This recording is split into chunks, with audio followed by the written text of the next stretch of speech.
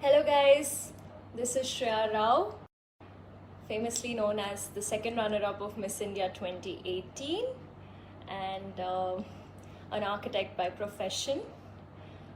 While I do my introduction, I would like to check if the connectivity is on.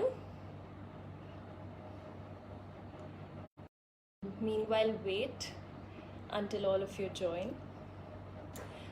All right, hello, andarki namaskaram. Awesome, you can see me and hear me well. Great.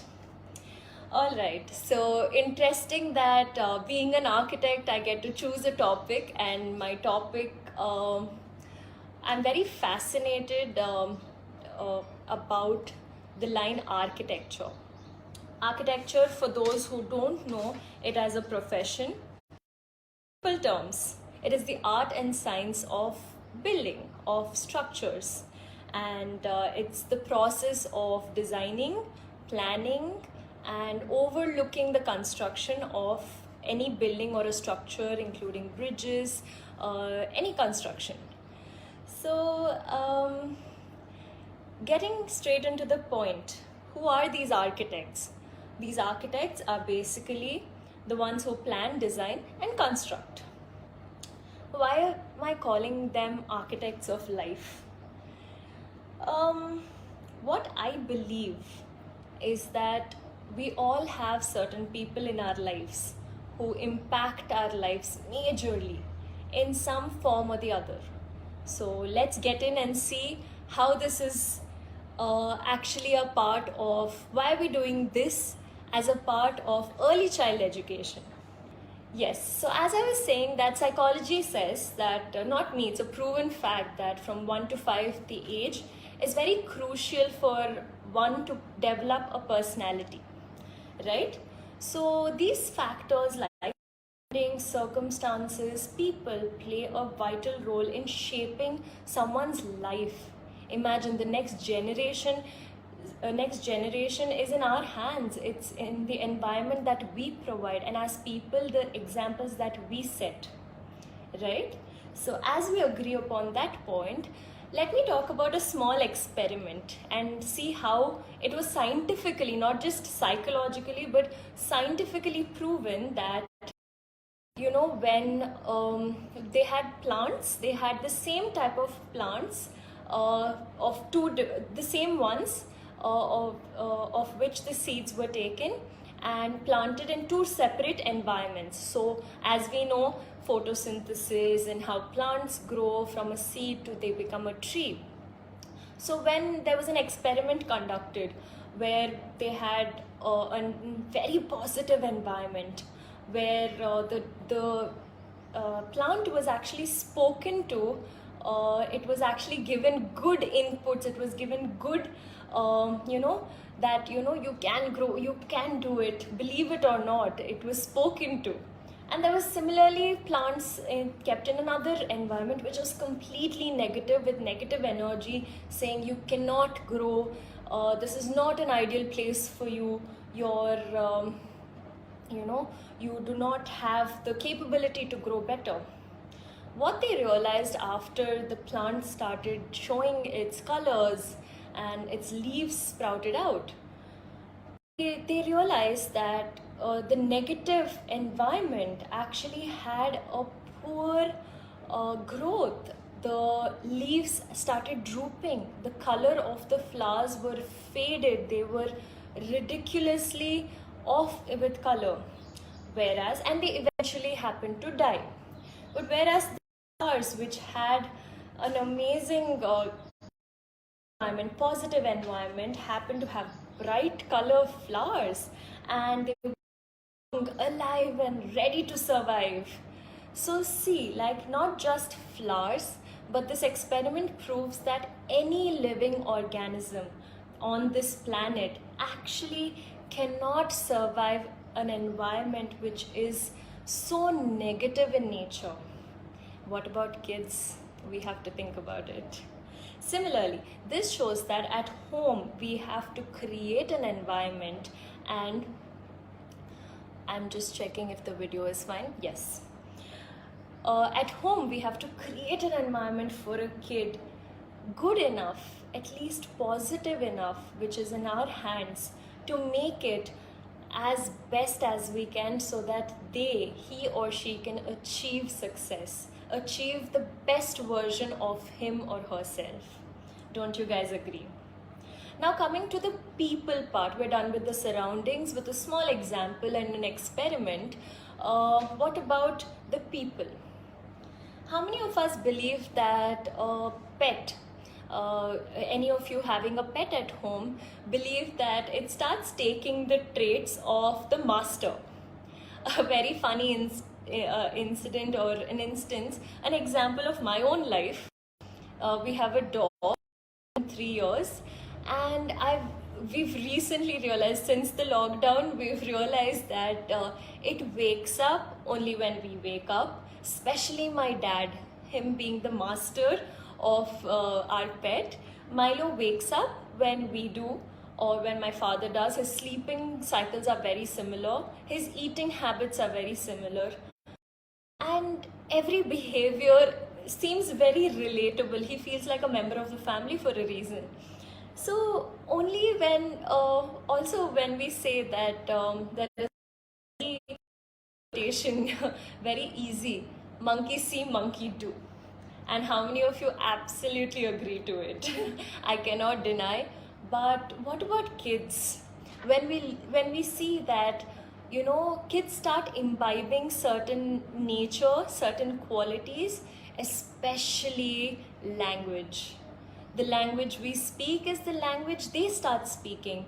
The slang that they take from their grandparents, which is amazing, the dialect or anything that they believe in, they catch it from their, and this must be happening to most of you. You have neighbors or domestic help workers who bring their kids in, or drivers, you know, any of their kids who have a slang, and our kids start spending time with them, they immediately catch their slang. Isn't that true? And not just the slang, but the language, the words that they use. So how careful should we be when we speak at home? So some words that they pick up, when they repeat or adapt to such words, they also repeat or replicate certain behavioral qualities. So once, a funny instance again, do recollect along with me, I had a cousin who's pretty old right now, as old as I am. But during summer holidays, I believe we were about in the age of 11 or 12, when Mr. Bean was so popular.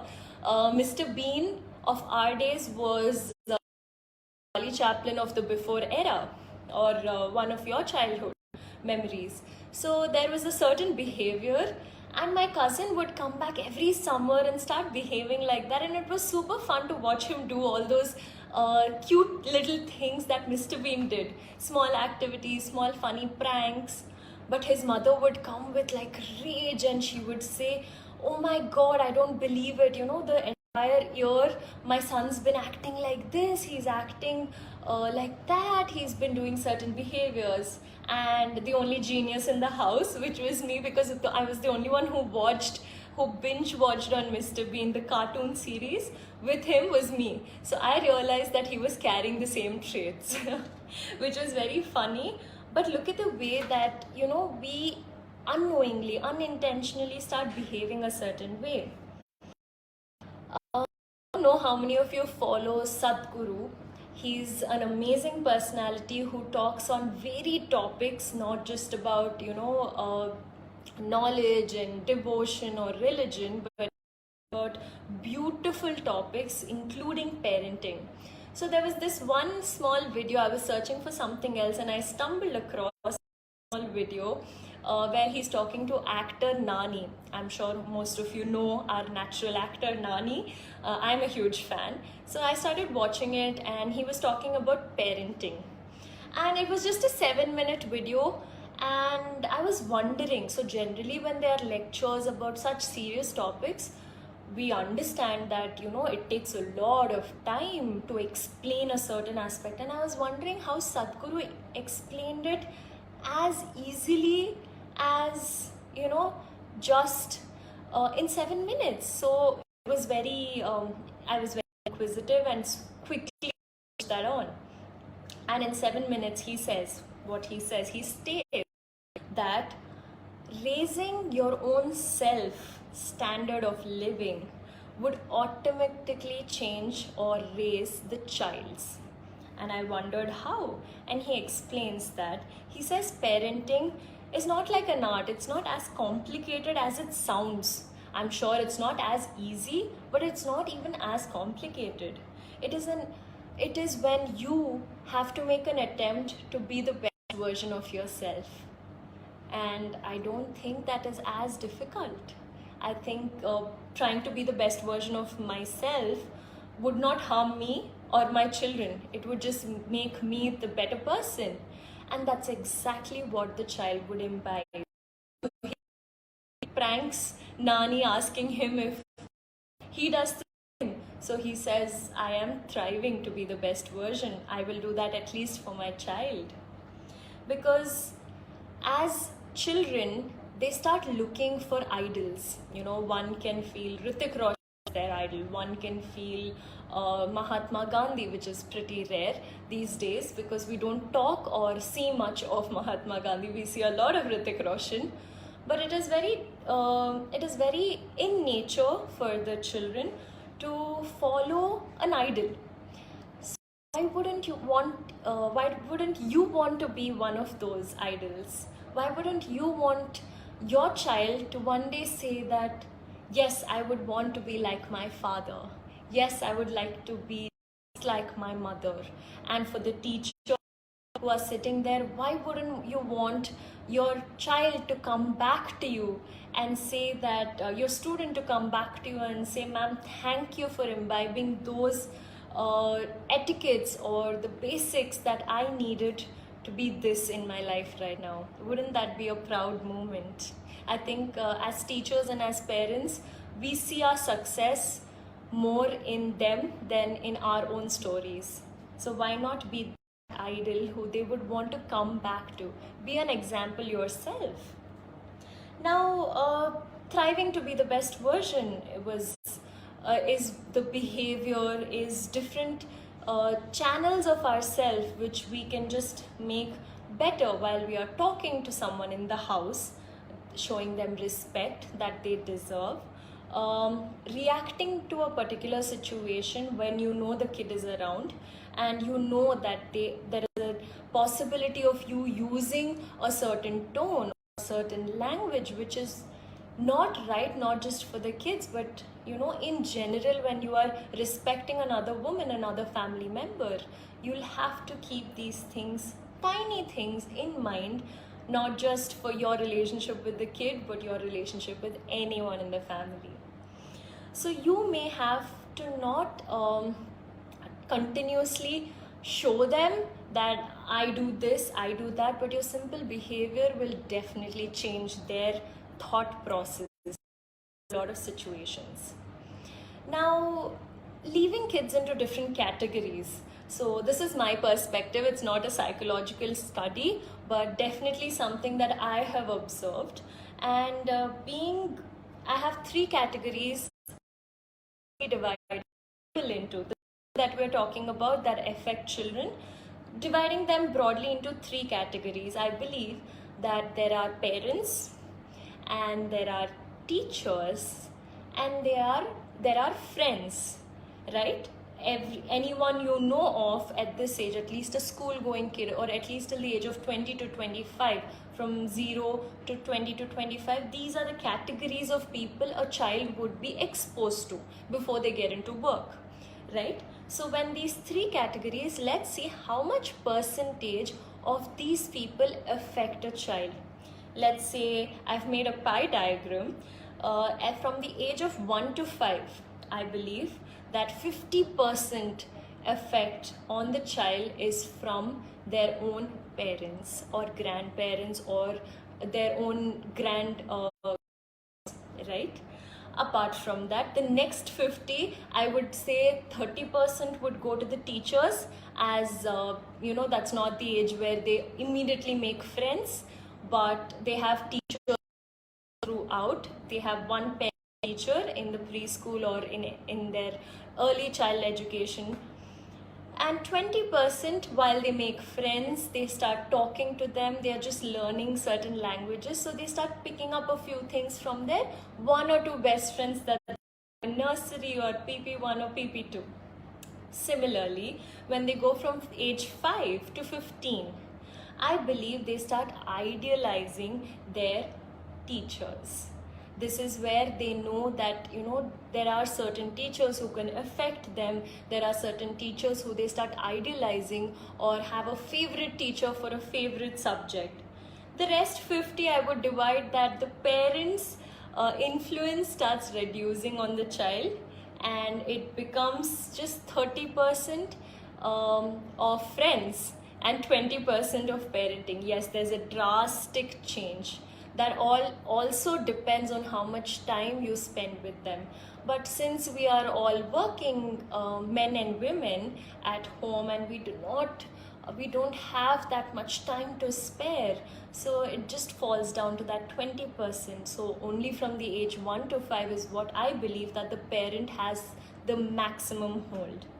Similarly, from age 15 to 25, since I've just touched my quarter, I can say that 50% is taken only by friends. We no more want to listen to a teacher or a parent anymore. It's always friends and how they would guide us. And 25, I would divide the next half of it to parents and teachers, which can also be very little. It doesn't mean it has to be 25. Most of us choose not to listen to our parents at a very early age, which is very true with the generations now, and I don't think we can blame them. Also, since we do not have that much time to spend with them, very often we forget to give them that time, and as children they would do a monkey see monkey do situation. Believing so that the first few years the parents have great responsibility of their child's 50% characteristic, post which their interaction and communication with parents definitely fades away. It's the harsh truth, but it is some truth that we will have to certainly believe. So it's very difficult to befriend a child post that, since love and affection and care is all that they get from an idol only through your journey, only by observing you on everyday basis as an idol, is the only way you can befriend them and keep yourself in their story, and not let your journey fade away from theirs, from which they can actually take great inputs. Eventually, as the kids get more exposed and spend more hours at school and make friends and fit into a peer circle, they start having friend groups which they're very busy with. So do I have my own group of friends who I'm always sharing everything with, and we forget that we have our parents who can give us that time. We tend to forget that. It's very obvious. We have gone through it ourselves, so we cannot blame our kids. So we have our favorite subject teachers, and we have also the friends' parents who we get a little swayed with. A funny instance out of my life, if my parents are watching this, they might actually roll out and laugh because they keep sharing this quite often. A funny instance which I can recollect, which my family generally recollects. So there was this uncle in my apartment who had a daughter of my age, and very often I would visit their house.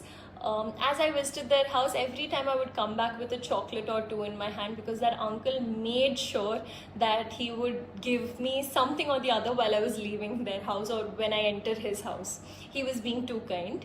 And to a kid, I was very, very tiny. I think I was about 3 or 4 years of age, or just more than that, 5 years. So as I would play with the kid, there was one day that I came back and I was sharing this with my mother. Ma, why don't, and most important part, he shared the same name as my father, which made me think as a child that, Ma, why don't we change our dad?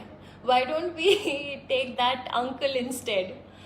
And As a child, I barely knew what I was talking. But now when I look back at it, of course it's funny and I can laugh over it over and over again. But that naive that I had, that naive nature made me say something, and now I realize that my dad was just protecting me. In the process of protecting your child, you sometimes tend to become a little harsh or do something which is right according to you but which is absolutely wrong according to them. Just asking them to skip junk food or not eat chocolates or cakes just made me think, why don't I just change my dad? So it's funny, but I realized that, oh, as a child I actually happened to have such a big thought process. So easily, the child's heart could be manipulated or swayed. Does not have to be in the wrong way, but it definitely was manipulated for me to think that far. No offense to any of the fathers now who were playing their part very well as a father and a friend's father. But see how vulnerable your thoughts get or your feelings get. So sometimes you become so when you are dictating to a child what to do, when they say that, oh my god, my father is very strict at home, that somewhere creates a negativity in a child's head, which makes them not listen to you all the more. Kids of this generation do not have to be told. They certainly disagree with everything you say, even if you are absolutely right as a parent. So there is a way, there is always a way of making a child understand why and what. So the reason, giving them a small reason of why and explaining to them over a period of time as to why you're taking a certain action instead of just telling them do this or don't do this, their life and your easier.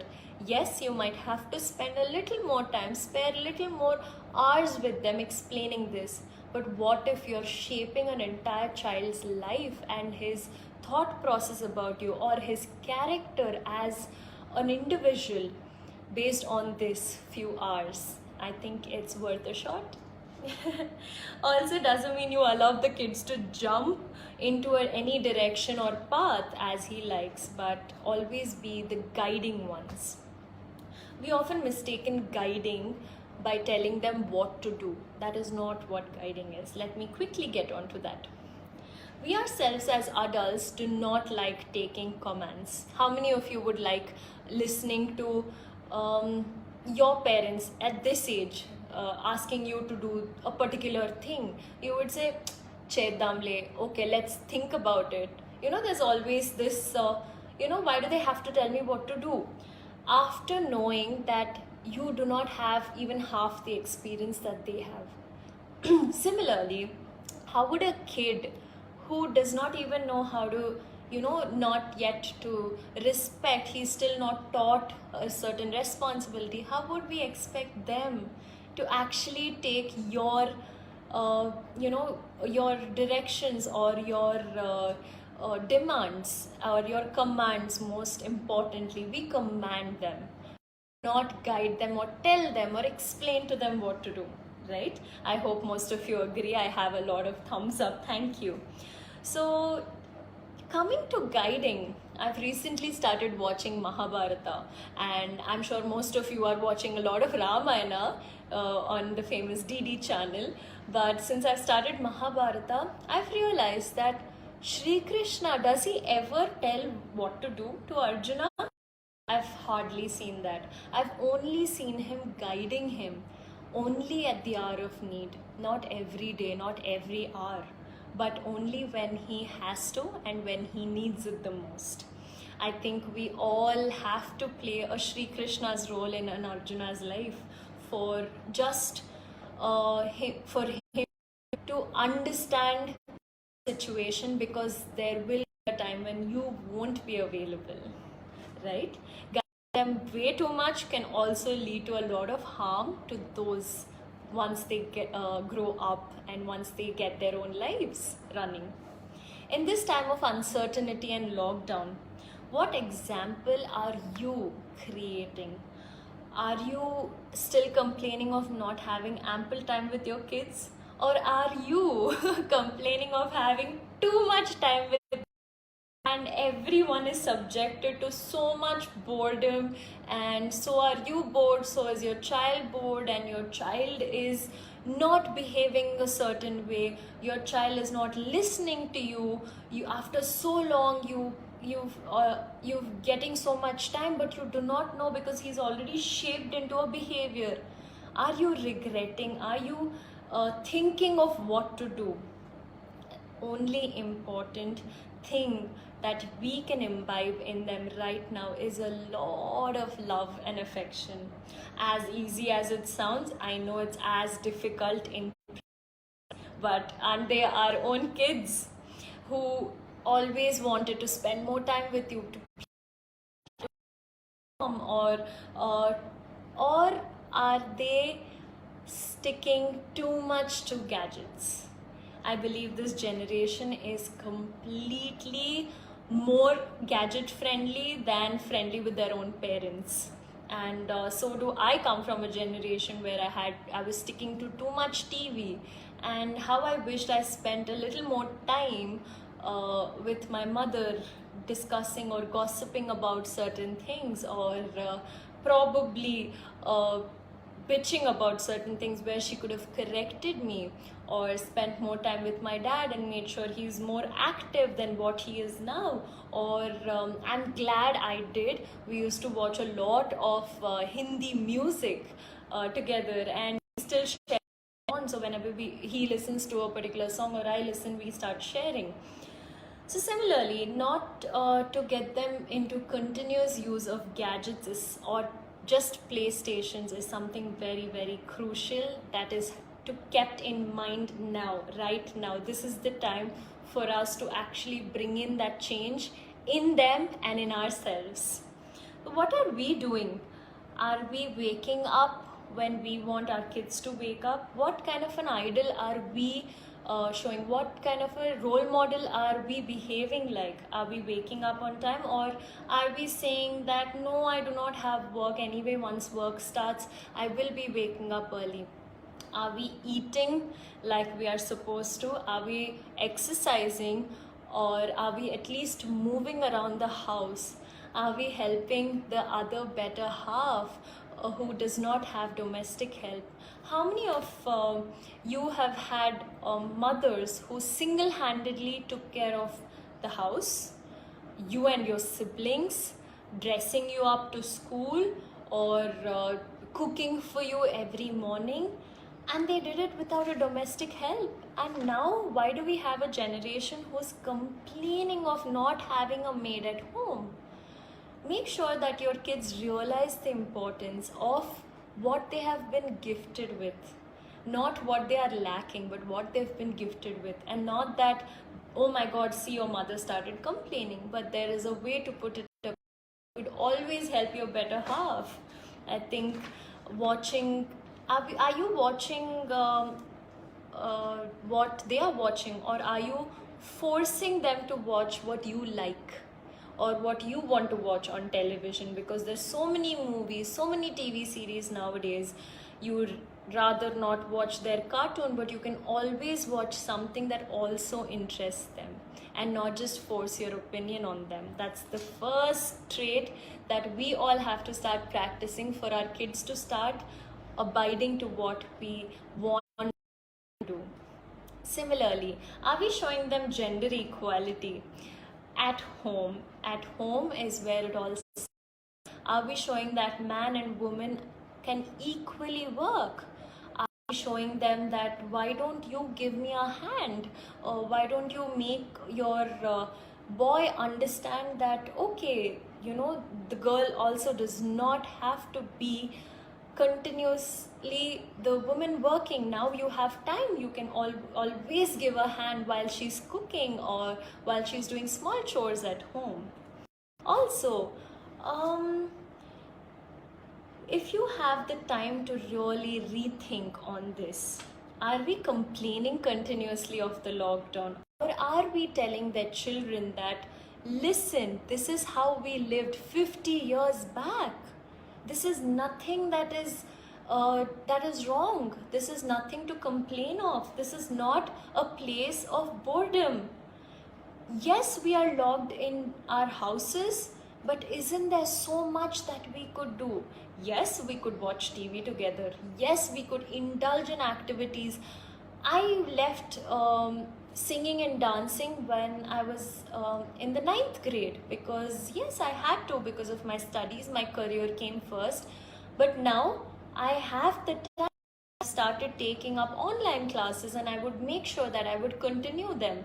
I started watching, instead of watching some Netflix series which is about gossip girls, or I'm not saying that they are bad, they definitely teach you something.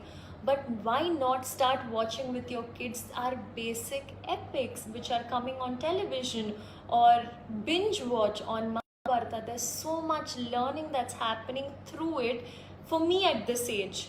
And imagine you give this to a child from 1 to 5, they will know it. It's almost like reading a book to them, reading the Bhagavad Gita to them. They do not have to certainly learn the shlokas and not know the meaning, but at least watch, interested in watching something along with you. Inculcate the right habits to them. Now is the time. Now is the time to tell them what is the time to wake up, what is the time to eat, what is the time to go to bed, or what is the time to actually get into certain habits. Start binging. If dance classes, you should too. Or just play some good music and start dancing with them. There is no place for complaining that, oh my god, Narendra Modi, watch the television and start complaining, oh, the lockdown's been extended. There are very few who are actually appreciating it amongst my own friends, and I'm one of them. Looking at the bright side, and most importantly, start making your children look at the bright side. Yes, 10th exams have been postponed. Yes, your job has been postponed, your work, your progress. But will you ever get this break in your life? Did you ever take a breather, a deep breath in and a deep breath out without tension, thinking, oh my god, there are 2 more weeks of me to relax my mind, to get back to work? That energy, that's exactly what the kids will imbibe. They will get back to school like no one else. Not to run away from home because it's boring, but not because they are bored, but because they understand the importance of walking out of your front gate or walking out of the door and going to school, meeting and touching, feeling and living the nature. They will see a whole new earth. They will see a whole new planet which has become greener, which has become, they stopped complaining that about a lot of things, about pollution, simple things. Talk to them about these responsibilities. They might be too young, but it's never, I feel like this generation, the new generation at least, is being gifted with abundant knowledge even before their birth. I think they learn everything while they're in their mother's womb and they come out. And I believe you believe in this as well. So talk to them about it. Let them know what's happening at this age of 2020, when people were talking about flying cars. Back when you were in the 80s or 90s, we were talking about flying cars after 30 years. But here, a small us locked us up in the houses to make us realize the importance of home, but it has definitely showed us that not everything goes as planned, and life is happening to you when you plan other things. Does not mean that we stop planning our life, but it is true. Ask them to be ready for any instant, for any situation that they will be facing in future. They have a long life ahead, and who may know, god forbid, but they might see the worst than this, or they might always recollect 2020 as the year when we were locked down, but we got to learn so much and not complain. I think it's a very simple thing that we can start imbibing. Now, when I talk about architects of life, and I say that friends and most importantly parents or grandparents become architects. Isn't it important for you to be the right architect for the structure to be rightly designed? And yes, it does depend on those small factors, the surroundings of a plant for it to grow out to be a tree and give equal fruits or what you're expecting from it. My journey has certainly included supportive parents who have allowed me not just to dream but allowed me and gave me that freedom to walk my own path and fall at times. I've certainly fallen very hard, rock bottom I've touched, but they have not complained about any or about any of my choices. Most important learning to me as a, and which I will definitely be taking forward as a parent. I needed them to instill a lot of confidence in me. That was only by them having confidence in their child.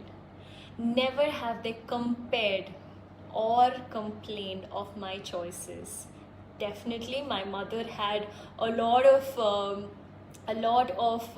hopes that I would be a doctor someday. My dad did think I would be continuing architecture one day, but now they have been supporting me all throughout every decision of mine, which always leads me to be happy, A, which is the most important thing I believe, and B, explore my career, not just in a particular field, but they have given me the freedom to explore in variety of fields. Never have they compared, which is so important as parents. Having kids and their parents, it's so important for us to say, you know, she's got an A. I'm sure most of us do not practice this anymore because we've gone through a childhood like that. But if there are still parents who compare, it kills the child. And even if you're going to school, play school, and asking about how your child is progressing in it, wait for it. The child is developing certain, it is very natural for you to be concerned about a child. But in my own school, in my parents' school, I once had a parent who was a parent of a second class kid, and he was talking about why don't we have competitive child is not able to fare well in them. He started, and I got so worried, and I didn't know he was a second class parent, and I immediately ran to them and I asked my principal. I said, ma'am, which class is this boy? Is he in 8th or 9th? Like, this was what was in my head. One, there's some extra help that we can give. And she laughs and she giggles and she says, he's in 2nd grade, ma, and he's been complaining from when the kid was in PP1. And I was stunned. I was genuinely taken aback, thinking, yes, parents want their kids to achieve heights. They want their kids to achieve every goal that they have imagined, put them through a certain discipline. But not every discipline or every kramasikshana antam kada. It is very important to have in a child, to put it, to imbibe it in a child. But there is also do it. It's not always by commanding. I'm coming back to the same points as we are touching every part of how to do this and why should we do this. I hope I'm answering most of your questions. If yes, please give me a thumbs up. Life is not always easy. It is never an easy task. It is difficult for a reason. There is always a little time that can be spared and thought of these things, which the similar things which happened with your parents. What would you not want in how you are parenting your child? You might have thought about it as you were a child, that I'm going to do this with my kids, I'm going to teach them these factors. But I'm sure there was a time which has left, which is gone way beyond. We are talking about, oh my god, when I was a kid, and right now I do not have the, too busy working, I'm too busy making a career because I need to give this to my children, which is perfect. You are doing everything right to give them a better future. But what about them having the better version or the better character? That's where I think we always complain that it's a new, they are called millennials. We are all called millennials, the ones who do not listen, who do not abide to certain guidelines which parents or any elders tell. At home, who all have grandparents, parents, and the kid?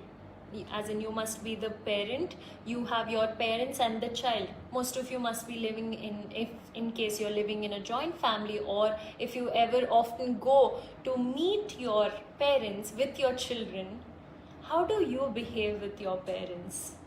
Don't you realize that that's exactly how your children will start behaving with you? If you're doing it with love, then all my heart to all you guys, because you know that that's how your kids will start treating you. Remember this. Also, coming back to how my life has been shaped, that the reason I believe that they are architects of life and not just of career is because our parents just don't influence our profession but personality.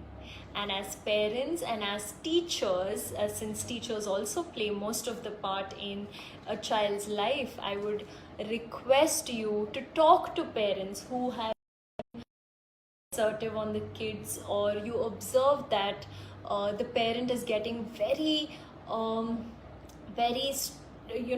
strenuous, they're not able to spend so much time but ask you to give everything in school. Please sit them down and tell them the importance that they carry, and that it's just not teachers and schools' duty to do it. And if you are a parent, I would really like you, for you to understand the importance that school and teachers do play a role, but you yourself certainly play the major role in shaping your kids' character, personality, and future.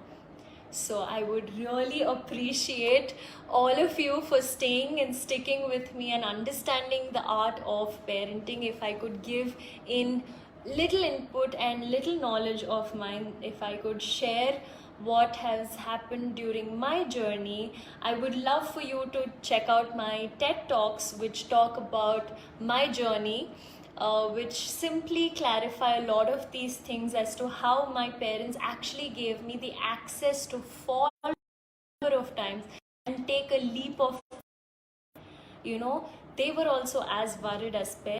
Being a Telugu Ammai, suddenly doing architecture, and she suddenly comes up one day and says, I want to get into Miss India. It was never a dream. It was never in my to-do list that I want to someday go back that crown. As a child, yes, I wished that I also walked in pageants, but it was never one of my to-dos. So when my parents got to know that I wanted to get into pageantry, they have been the most supportive, and they did have a lot of they had the society telling them not to send me, but the same society, the same friends, the same family did come when I got back the crown, and they were the ones who told me that I've proved them wrong and that I've made their heads stand high. So I believe it's only that small faith that you can have in your child, and also to imbibe the right qualities. If my mother and father didn't pull me down to the ground and never treated me as a Miss India, I'm a normal girl, I'm a daughter before anything else. And since I've met so many, including this world, Manu, who's brought so many laurels, if I talk about most of my friends who are celebrities who are getting into a field, you should really see how grounded they are. we see on TV screens and we see in movies and realize how, how these celebs act, and it's not true. It's their quality that is still, they're brought up, that has still kept them where they are, kept us as grounded. To be honest, how many of us complain and say, if a child is not behaving a certain way or is being very naughty, how many of us say that, the bringing up is like that? Or even not just a child, but even an older person, how many of us say that, this is how they were brought up? You cannot complain, you cannot change the person. Think about it. We are actually talking about how bringing up plays such an important role. So I would like for you to put down any questions that all of you have. I really hope that this session was fruitful, and I would like to thank Irish Florets Play School. If I may add, I've visited most of the schools in this locality of mine near Kukatpalli, and let me tell you, the standards they carry, the quality of their education, the quality with which they maintain the environment of schooling, of early child education, I think is top class. There is a reason why they have been given so many awards India-wide.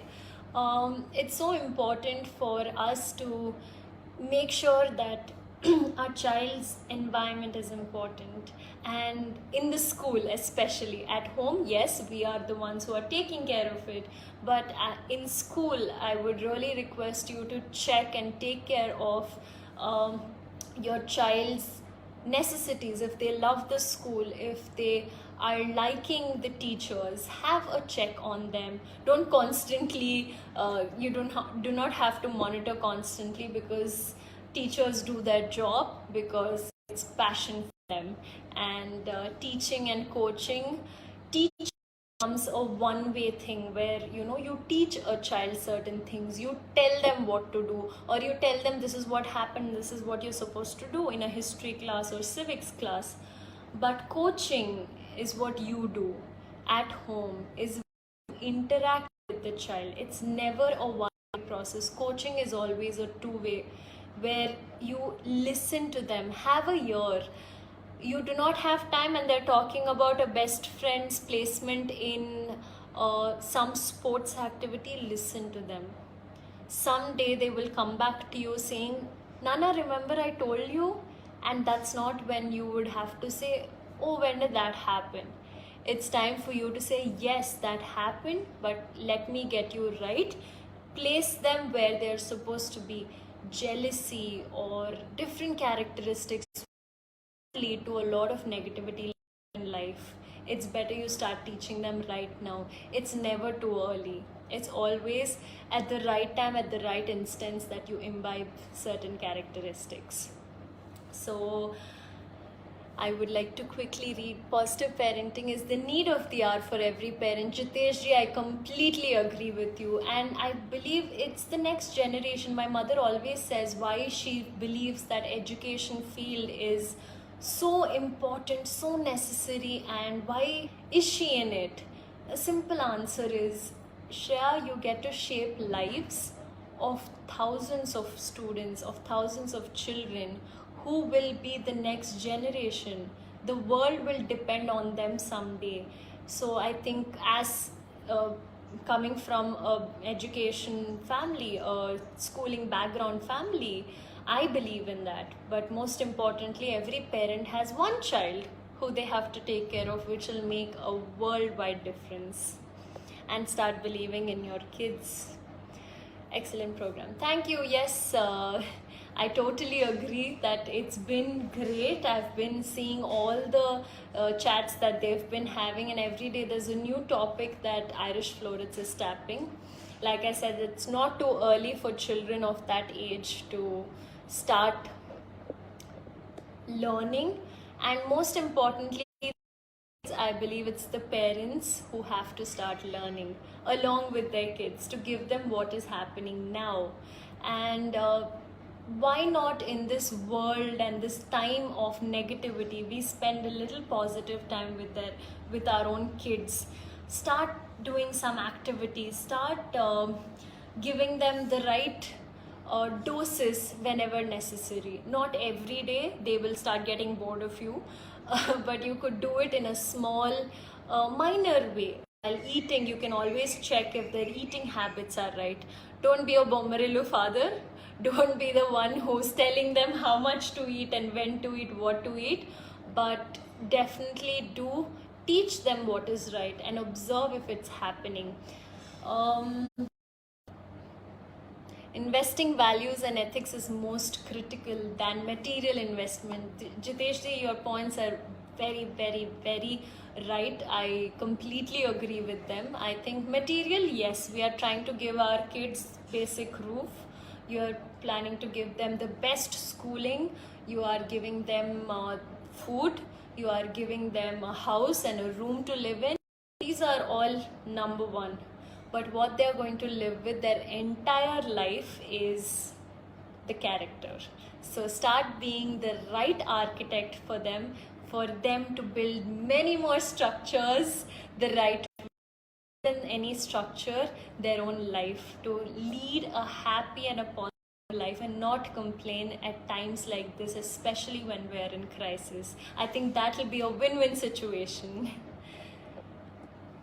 Thank you so much, Sirish Garu. Thank you so much, Radhika and Rahul. I've met them personally, and it's amazing how you're bringing about so much change in the syllabus, which is utmost necessary when they are young kids. Thank you so much. Thank you, Irish Florence Nalakuntla. Thank you so much. Thank you, Vamshi. Thank you. I appreciate you all sticked around. So I would quickly end this live and hope you can always have a Facebook account profile, or you can DM me with any certain doubts, or if you need any sessions more like this. I appreciate you calling me. Thank you. Thank you, Kumari.